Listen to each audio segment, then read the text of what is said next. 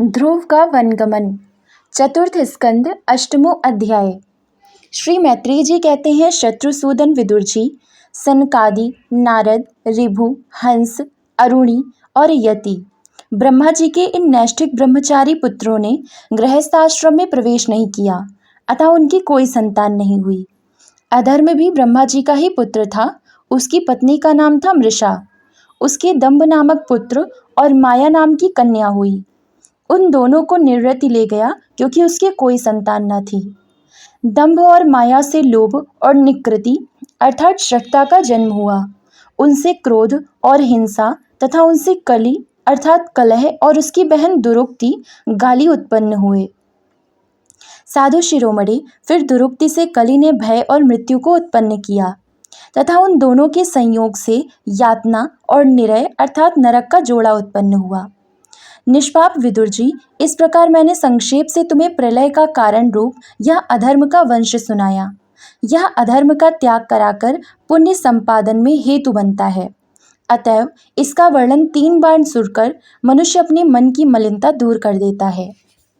कुरुनंदन, अब मैं श्रीहरि के अंश ब्रह्मा जी के अंश से उत्पन्न हुए पवित्र कीर्ति महाराज स्वयंभू मनु के पुत्रों के वंश का वर्णन करता हूँ। महारानी शत्रुपा और उनके पति स्वयंभू मनु से प्रियव्रत और उत्तानपाद ये 2 पुत्र हुए। भगवान वासुदेव की कला से उत्पन्न होने के कारण ये दोनों संसार की रक्षा में तत्पर रहते थे। उत्तानपाद की सुनीति और सुरुचि नाम की 2 पत्नियां थीं। उनमें सुरुचि राजा को अधिक प्रिय थी। सुनीति, जिसका पुत्र ध्रुव था, उन्हें वैसी प्रिय नहीं थी। एक दिन राजा उत्तानपाद सुरुचि के पुत्र उत्तम को गोद में बिठाकर प्यार कर रहे थे। उसी समय ध्रुव ने भी गोद में बैठना चाहा, परंतु राजा ने उनका स्वागत नहीं किया। उस समय घमंड से भरी हुई सुरुचि ने अपनी सौत के पुत्र ध्रुव को महाराज की गोद में आने का यत्न करते देख उनके सामने ही उससे डाह भरे शब्दों में कहा, बच्चे, तू राज सिंहासन पर बैठने का अधिकारी नहीं है। तू भी राजा का ही बेटा है, इससे क्या हुआ? तुझको मैंने तो अपनी कोख में नहीं धारण किया। तू अभी नादान है। तुझे पता नहीं है कि तूने किसी दूसरी स्त्री के गर्भ से जन्म लिया है, तभी तो ऐसे दुर्लभ विषय की इच्छा कर रहा है।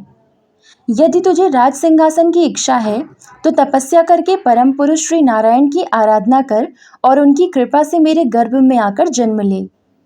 श्री मैत्रेय जी कहते हैं, विदुर जी, जिस प्रकार डंडे की चोट खाकर सांप फुफकार मारने लगता है, उसी प्रकार अपनी सौतेली माँ के कठोर वचनों से घायल होकर ध्रुव क्रोध के मारे लंबी लंबी सांसें लेने लगा। उसके पिता चुपचाप यह सब देखते रहे, मुंह से एक शब्द भी नहीं बोले। तब पिता को छोड़कर ध्रुव रोता हुआ अपनी माता के पास आया। उसके दोनों होंठ फड़क रहे थे और वह सिसक सिसक कर रो रहा था। सुनीति ने बेटे को गोद में उठा लिया और जब महल के दूसरे लोगों से अपनी सौत सुरुचि की कही हुई बातें सुनी, तब उसे भी बड़ा दुख हुआ। उसका धीरज टूट गया। वह दावानल से जली हुई बेल के समान शोक से संतप्त होकर मुरझा गई तथा विलाप करने लगी। सौत की बातें याद आने से उसके कमल सरीखे नेत्रों में आंसू भर आए। उस बेचारी को अपने दुख पारावार की कहीं अंत ही नहीं दिखाई देती थी। उसने गहरी सांस लेकर ध्रुव से कहा, बेटा, तो दूसरों के लिए किसी प्रकार के अमंगल की कामना मत कर। जो मनुष्य दूसरों को दुख देता है, उसे स्वयं ही उसका फल भोगना पड़ता है। सुरुचि ने जो कुछ कहा है ठीक ही है, क्योंकि महाराज को मुझे पत्नी तो क्या, दासी स्वीकार करने में भी लज्जा आती है। तूने मुझ मंदभागिनी के गर्भ से ही जन्म लिया है और मेरे ही दूध से तू पला है। बेटा, सुरुचि ने तेरी सौतेली माँ होने पर भी बात बिल्कुल ठीक कही है। अतः यदि राजकुमार उत्तम के समान राज सिंहासन पर बैठना चाहता है तो द्वेष भाव छोड़कर उसी का पालन कर। बस श्री अधोक्षज भगवान के चरण कमलों की आराधना में लग जा। संसार का पालन करने के लिए सत्वगुण को अंगीकार करने वाले उन श्रीहरि के चरणों की आराधना करने से ही तेरे परदादा श्री ब्रह्मा जी को वह सर्वश्रेष्ठ पद प्राप्त हुआ है, जो मन और प्राणों को जीतने वाले मुनियों के द्वारा भी वंदनीय है। इसी प्रकार तेरे दादा स्वयंभू मनु ने भी बड़ी बड़ी दक्षिणाओं वाले यज्ञों के द्वारा अनन्य भाव से उन्हीं भगवान की आराधना की थी। तभी उन्हें दूसरों के लिए अति दुर्लभ लौकिक, अलौकिक तथा मोक्ष सुख की प्राप्ति छूटने की इच्छा करने वाले मुमुक्ष लोग निरंतर उन्हीं के चरण कमलों के मार्ग की खोज किया करते हैं। बेटा, तू भी उन भक्त वत्सल श्री भगवान का ही आश्रय ले। जन्म मृत्यु के चक्र से छूटने की इच्छा करने वाले मुमुक्षु लोग निरंतर उन्हीं के चरण कमलों के मार्ग की खोज किया करते हैं। तू स्वधर्म पालन से पवित्र हुए अपने चित्त में श्री पुरुषोत्तम भगवान को बैठा ले तथा अन्य सबका चिंतन छोड़कर केवल उन्हीं का भजन कर। बेटा, उन कमल दल लोचन श्रीहरि को छोड़कर मुझे तो तेरे दुख को दूर करने वाला और कोई दिखाई नहीं देता। देख, जिन्हें प्रसन्न करने के लिए ब्रह्मा आदि अन्य सब देवता ढूंढते रहते हैं, वे श्री लक्ष्मी जी भी दीपक की भांति हाथ में कमल लिए निरंतर उन्हीं श्रीहरि की खोज किया करती हैं। श्री मैत्रेय जी कहते हैं, माता सुनीति ने जो वचन कहे वे अभीष्ट वस्तु की प्राप्ति का मार्ग दिखलाने वाले थे। अतः उन्हें सुनकर ध्रुव ने बुद्धि द्वारा अपने चित्त का समाधान किया। इसके बाद वे पिता के नगर से निकल पड़े। यह सब समाचार सुनकर और ध्रुव क्या करना चाहता है इस बात को जानकर नारद जी वहां आए। उन्होंने ध्रुव के मस्तक पर अपना पापनाशक कर कमल फेरते हुए मनी मन विस्मित होकर कहा, अहो, क्षत्रियों का कैसा अद्भुत तेज है। वे थोड़ा सा भी मान भंग नहीं सह सकते। देखो, अभी तो यह नन्हा सा बच्चा है, तो भी इसके हृदय में सौतेली माता के कटु वचन घर कर गए हैं। तत्पश्चात नारद जी ने ध्रुव से कहा, बेटा, अभी तो बच्चा है, खेल कूद में ही मस्त रहता है। हम नहीं समझते कि इस उम्र में किसी बात से तेरा सम्मान या अपमान हो सकता है। यदि तुझे मान अपमान का विचार ही हो तो बेटा, असल में मनुष्य के असंतोष का कारण मोह के सिवा और कुछ नहीं है। संसार में मनुष्य अपने कर्मानुसार ही मान अपमान या सुख दुख आदि को प्राप्त होता है। तात, भगवान की बड़ी गति विचित्र है, इसलिए उस पर विचार करके बुद्धिमान पुरुष को चाहिए कि दैववश उसे जैसी भी परिस्थिति का सामना करना पड़े उसी में संतुष्ट रहे।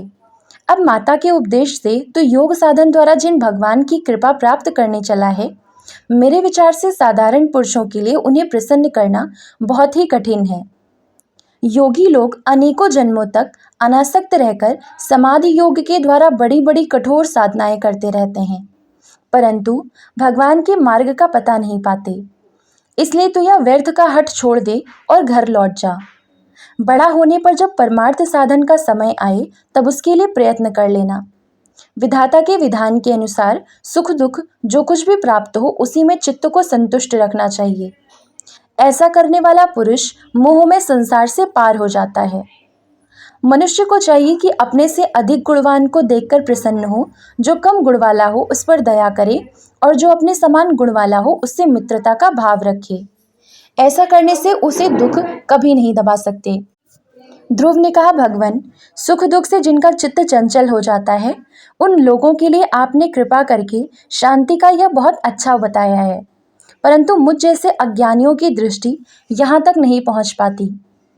इसके सिवा मुझे घोर क्षत्रिय स्वभाव प्राप्त हुआ है, इसलिए मुझ में विनय का प्रायः अभाव है। सुरुचि ने अपने कटुवचन रूपी बाणों से मेरे हृदय को विदीर्ण कर डाला है, इसलिए उसमें आपका यह उपदेश नहीं ठहर पाता। ब्रह्मन, मैं उस पद पर अधिकार करना चाहता हूँ जो त्रिलोकी में सबसे श्रेष्ठ है तथा जिस पर मेरे बाप दादे और दूसरे कोई भी आरूढ़ नहीं हो सके हैं।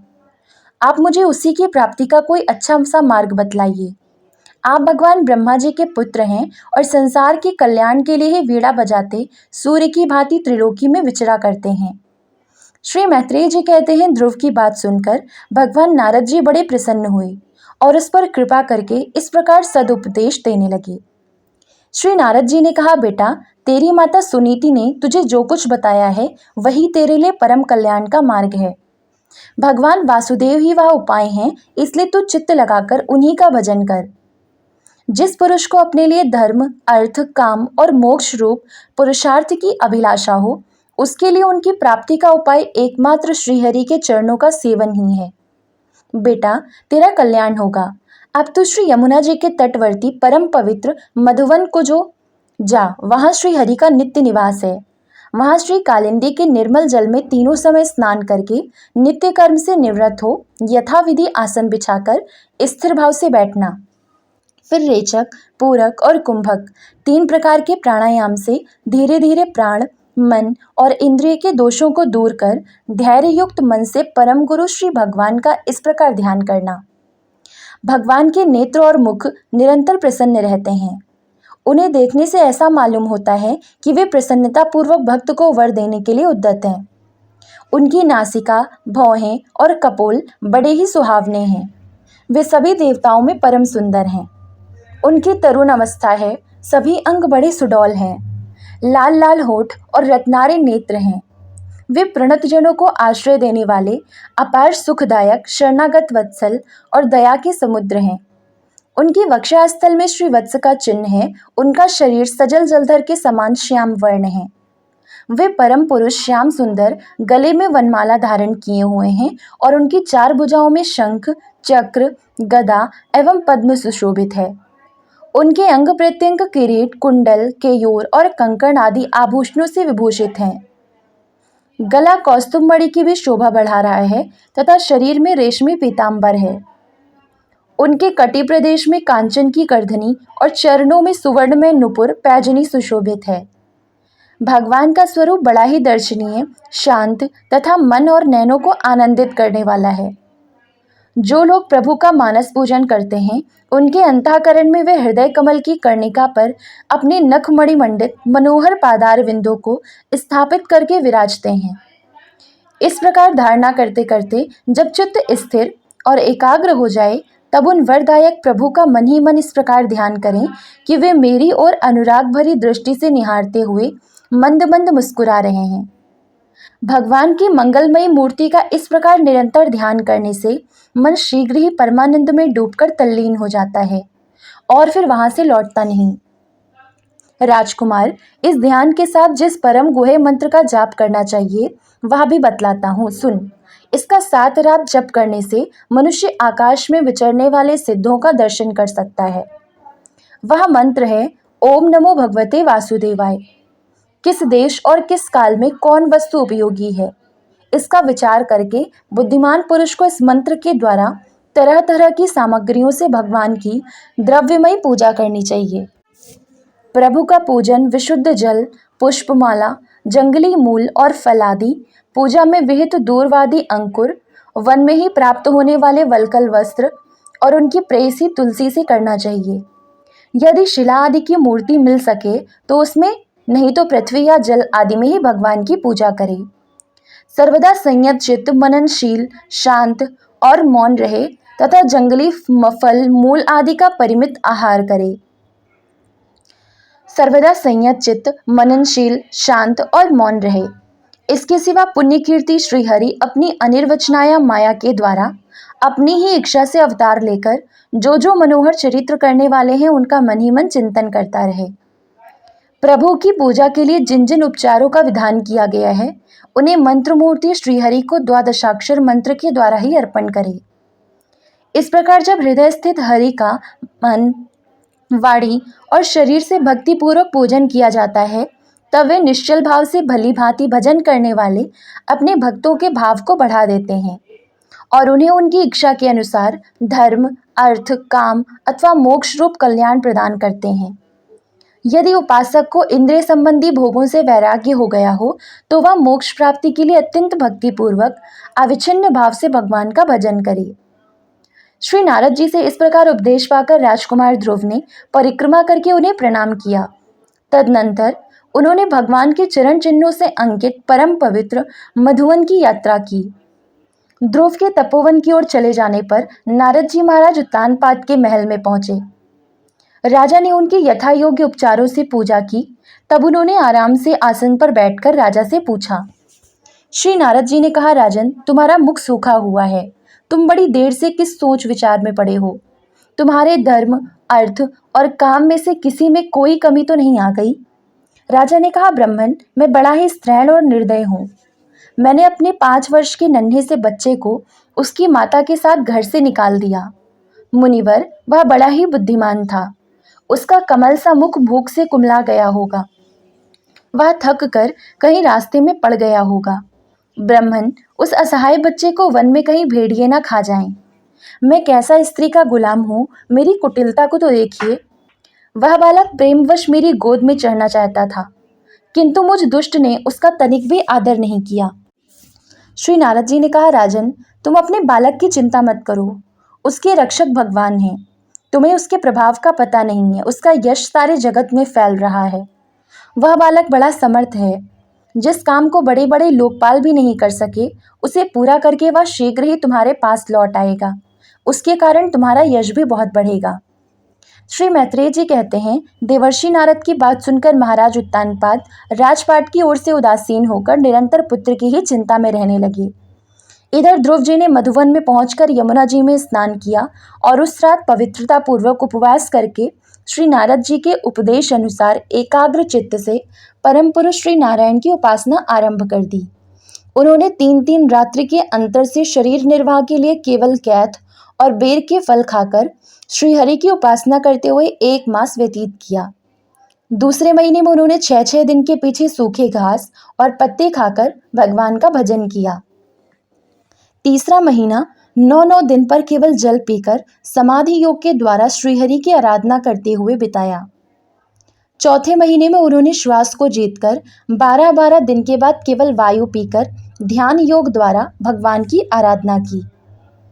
5वां मास लगने पर राजकुमार ध्रुव श्वास को जीतकर परब्रह्म का चिंतन करते हुए एक पैर से खंबे के समान निश्चल भाव से खड़े हो गए। उस समय उन्होंने शब्द आदि विषय और इंद्रियों के नियामक अपने मन को सब ओर से खींच लिया तथा हृदय स्थित हरि के स्वरूप का चिंतन करते हुए चित्त को किसी दूसरी ओर न जाने दिया।